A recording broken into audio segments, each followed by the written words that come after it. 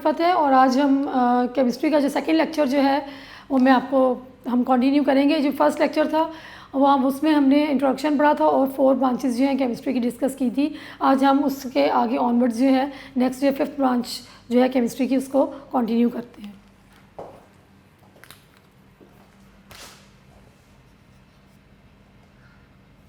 Fifth branch of chemistry which is given in your book is industrial chemistry.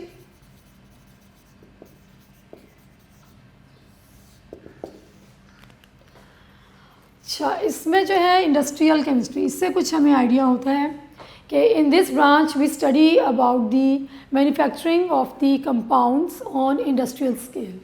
It is the study of the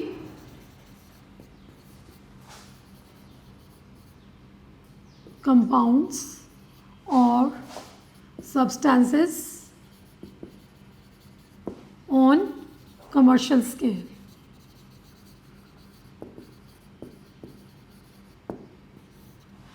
इसका मतलब ये है कि हमने compounds और डिफरेंट सब्सटेंसेस जो बहुत बड़े पैमाने पे जो बनाई जाती हैं उनको बोलते हैं कमर्शियल स्केल.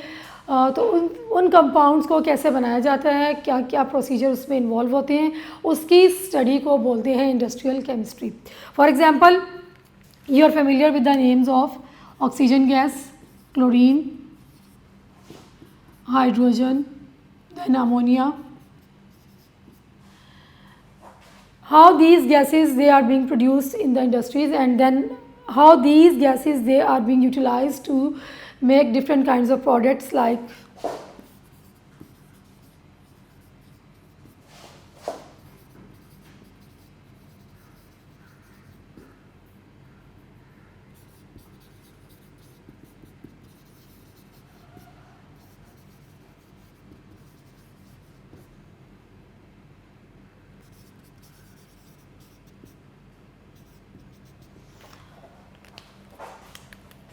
किस तरह से ये जो कंपाउंड्स हैं डिफरेंट काइंड्स ऑफ गैसेस हैं या और भी हैं. फॉर एग्जांपल एसिड है, सल्फ्यूरिक एसिड है या नाइट्रिक एसिड है या कास्टिक सोडा है.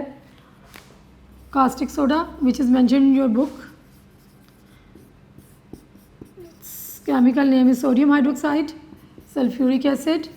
How these chemicals they are being produced in the industries, and then how these chemicals are used to produce different kinds of products which we use in our daily life.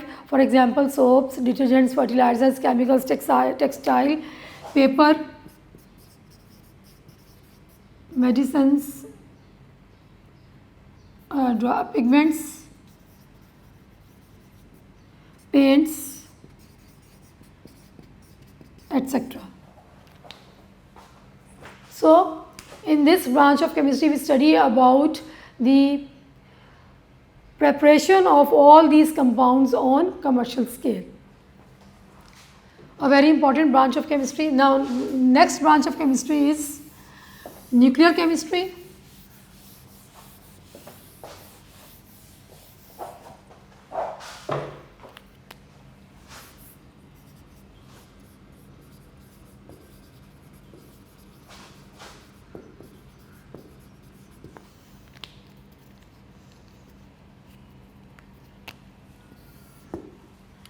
Nuclear chemistry.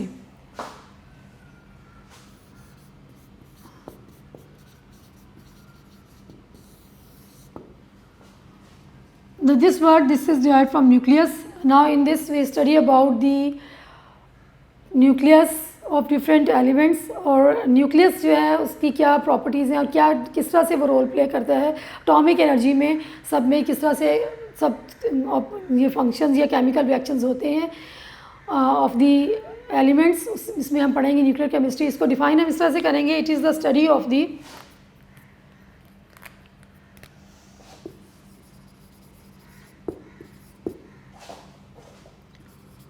Radio activity,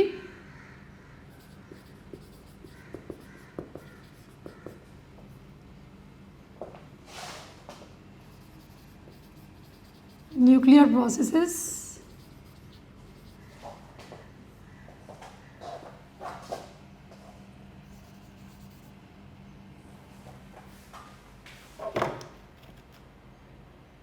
and properties.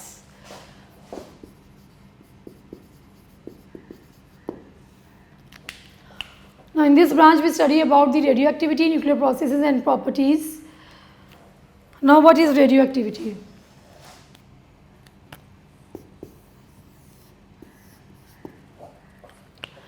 Naturally occurring बहुत से elements ऐसे present हैं जिनमें से कुदरती तौर पे naturally जो हैं उनमें से रेडिएशंस जो हैं वो एमिट होती रहती हैं ताकि वो स्टेबल रहें. वो जो रेडिएशंस जो होती हैं those radiations they are radio active rays and उसको प्रोसेस को हम क्या कहते हैं? Radio activity, emission of radiations.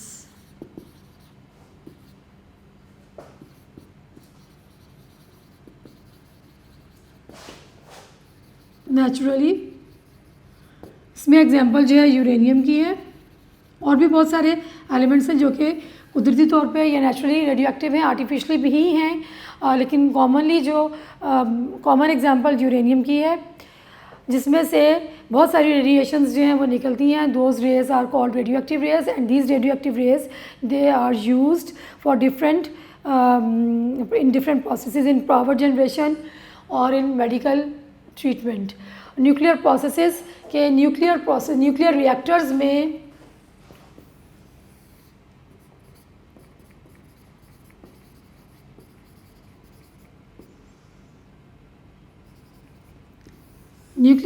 में डिफरेंट प्रोसेसेस जो होते हैं, जो एलिमेंट्स हैं डिफरेंट, उनमें क्या चेंजेस आती हैं, किस तरह से उनमें ब्रेकअप होता है न्यूक्लियस का और क्या उस और जो ब्रेकअप होने के बाद नए जो उसमें एलिमेंट्स बनते हैं या जो नई चीज़ें बनती हैं और फिर जो एनर्जी प्रोड्यूस होती है उसको कैसे यूज़ किया जाता है और वो जो रेज उसमें से एमिट होती हैं उनकी क्या प्रॉपर्टीज़ होती हैं. इस तमाम की स्टडी को हम बोलते हैं न्यूक्लियर केमिस्ट्री. और इसकी जो है एप्लीकेशंस जो हैं और स्कोप जो है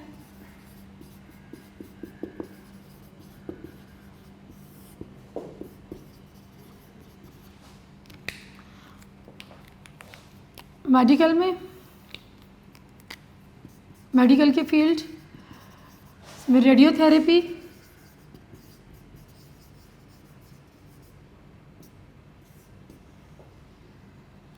प्रिजर्वेशन ऑफ फूड,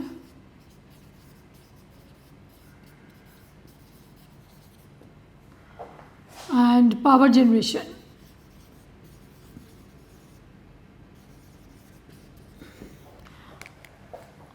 मेडिकल में रेडियोथेरेपी का मतलब ये है कि हम रेडियो वेव्स या ये जो रेडियो एक्टिव वेव्स होती हैं इनको यूज़ किया जाता है for the treatment of the cancer.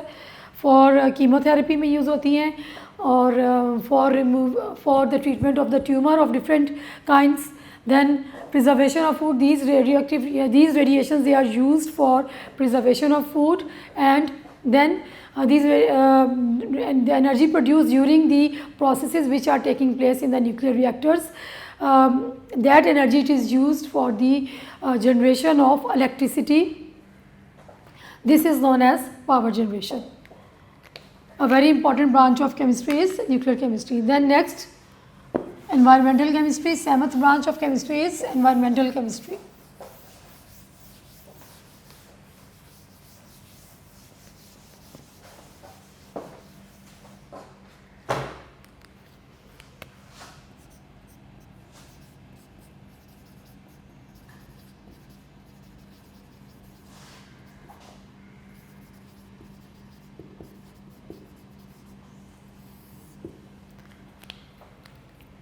It is the study of the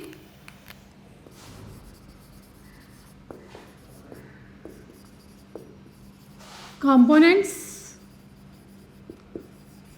of environment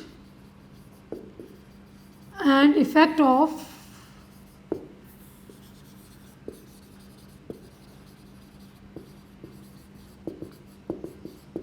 human activities on these components. In environmental chemistry, we study about the components of the environment and the effect of the human activities on these components. This is very important. We get very important knowledge from this. Components of environment जो है उनमें क्या आएगा? एक environment जो है वो किसका बना हुआ होता है? इसमें दो तरह के components या factors होते हैं, biotic and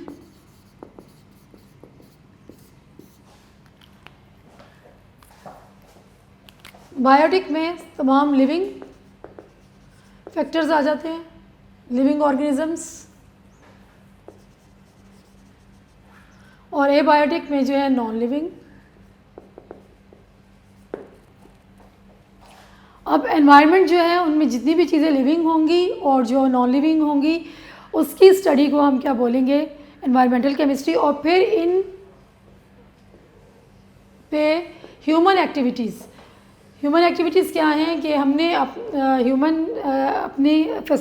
लाइफ को फैसिलिटेट करने के लिए डिफरेंट इंडस्ट्रीज़ जो हैं सेटअप होती जा रही हैं, डिफरेंट काइंड्स के नए से नए प्रोडक्ट्स रोज़ाना डेवलपमेंट हो रही है, टेक्नोलॉजी में डिफरेंट काइंड्स की चीज़ें जो है बनती हैं, जिसकी वजह से बहुत सारी गैसेस, हार्मफुल गैसेस और हार्मफुल प्रोडक्ट्स जो हैं वो एनवायरनमेंट में एंटर हो जाते हैं, जो कि हमारे बायोटिक और एबायोटिक फैक्टर्स को डिस्टर्ब करते हैं, जिसकी वजह से पॉल्यूशन, मेन कॉज जो है उसका पॉल्यूशन है और बहुत सारी जो है इकोसिस्टम जो है वो हमारा डिस्टर्ब होता है। इसकी स्टडी को हम बोलते हैं environmental chemistry. The study of the components of the environment and the effect of human activities on these component is known as the environmental chemistry. Next,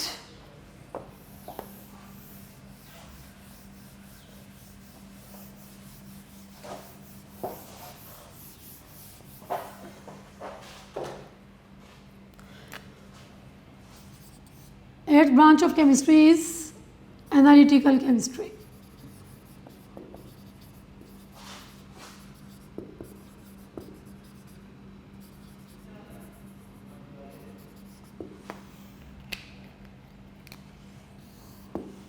In this branch of chemistry we study about the, or it deals with the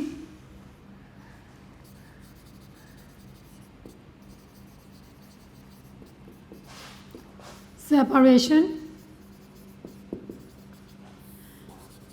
and analysis of a sample to identify its components.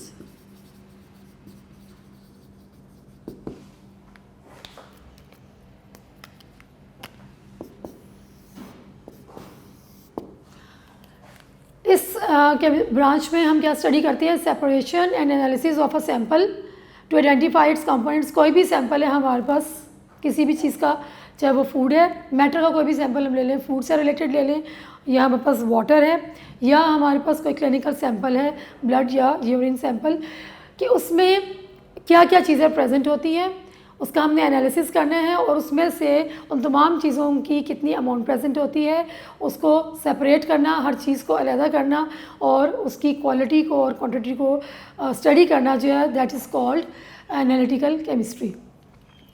It is very important. इसमें दो तरह के analysis होते हैं,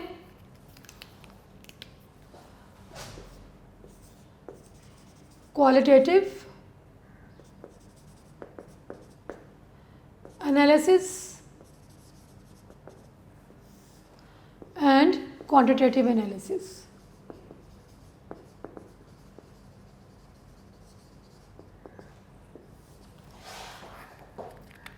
qualitative analysis में हम ये पढ़ते हैं या ये मालूम करते हैं कि जो भी सैंपल है उसकी क्या कॉम्पोजिशन है, वो किस चीज़ का बना हुआ है। फॉर एग्ज़ाम्पल हमारे पास एक बिस्किट है,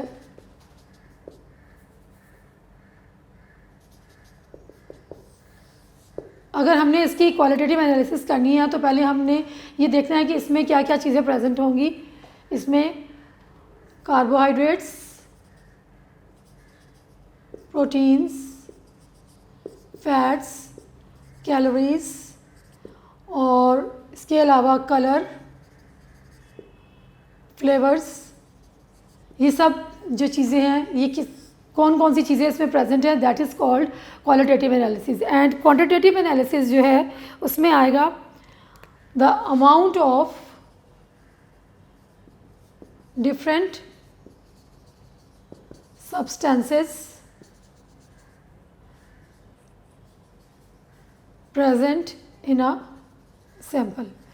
कि कोई भी जो सैंपल है, फॉर एग्जांपल ये बिस्किट ही हमने लिया, अगर इसमें ये सब चीज़ें प्रेजेंट है तो इसकी कितनी परसेंटेज है, ये इसकी कितनी परसेंटेज है, इसकी कितनी परसेंटेज है, ये तमाम जो है कितनी क्वांटिटी है, कितनी अमाउंट में प्रेजेंट है, उसको हम बोलते हैं quantitative analysis.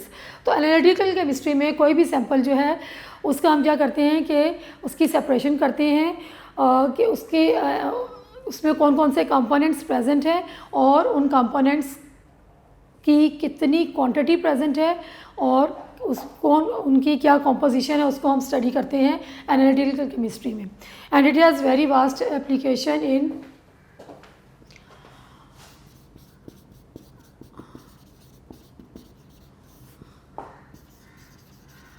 Food industry, quality control,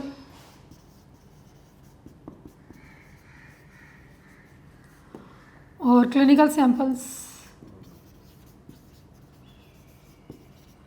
water जो है उसको भी हमने चेक करना हो, मिल्क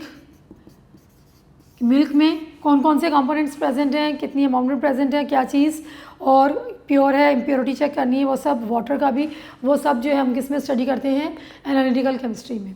सो आज जो है ये टॉपिक हमारा जो है ब्रांचेस ऑफ केमिस्ट्री का ये जो है कंप्लीट हो गया। From board point of view आपको मैं ये बताऊं कि ये जो ब्रांचेस ऑफ केमिस्ट्री है ये बहुत इम्पॉर्टेंट है, सब की सब यूजुअली जो है शॉर्ट क्वेश्चन आंसर्स में लाजमी 1 या 2 डेफिनेशंस जो हैं आती, या स्कोप या एप्लीकेशन पूछा जाता है कि डिफ़ाइन कोई भी ब्रांच आ जाएगी, फिज़िकल केमिस्ट्री या ऑर्गेनिक, इनऑर्गेनिक, बायोकेमिस्ट्री या कोई भी, या पूछ लिया जाएगा कि give the scope of biochemistry or give the application of industrial chemistry or give the applications of the physical chemistry। Different branches की डेफिनेशन और एप्लीकेशंस जो हैं ये पेपर में आती हैं, वेरी इंपॉर्टेंट, इसको आपने अच्छे तरीके से याद करना है, छोड़ना नहीं है। तमाम की तमाम ब्रांचेस जो हैं ये डेफिनेशंस में आती हैं। 2 मार्क्स का क्वेश्चन होता है जिसमें आपने डेफिनेशन के साथ इसकी एप्लीकेशंस भी मेंशन करनी है, चाहे पूछें या ना पूछें, डेफिनेशन के साथ कंप्लीट आप इसकी एप्लीकेशंस जो है वो मेंशन करेंगे। हाँ, अगर स्कोप का ये एप्लीकेशन का क्वेश्चन अलग से आता है तो उसमें डेफिनेशन नहीं आएगी, उसमें अलग से जो चीज़ पूछी होगी उसको आप मेंशन जो है वो करेंगे। एक्सरसाइज में भी क्वेश्चन दिया हुए हैं और ये तमाम की तमाम जो ब्रांचेस हैं इनको नोट्स में आपके उसमें भी अलग से एक ब्रांच का complete definition along with application जो है वो दी गई हैं, आप वहाँ से भी गाइडेंस ले सकते हैं।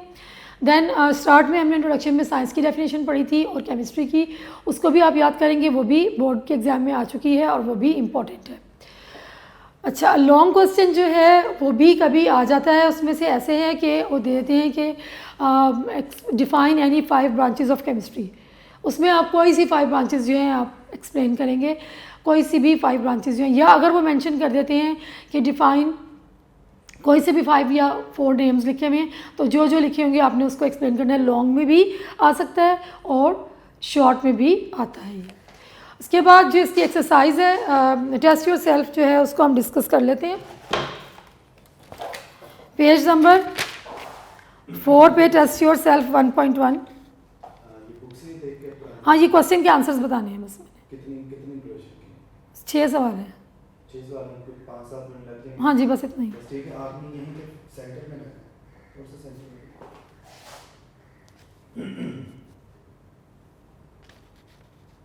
जी